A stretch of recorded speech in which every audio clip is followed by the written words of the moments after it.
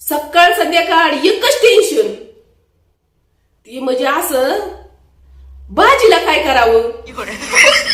गेले भाजीला, तो भाजीला 30 रुपये पावशेर शिवाय कायच नाही.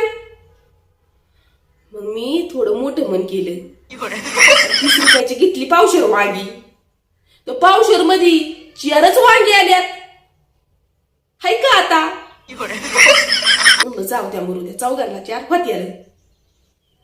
घरी आले, वाटानं वाटलं. म्हणलं वरून वांग करावं. वांगीची चिरायला घेतली, 3 वांगी त्यातली किडकी निघाली आणि एकच वांग चांगलं निघालं. मग मी हुशारपणा केला, ते एकाच वांग्याचं कालवण करून टाकलं.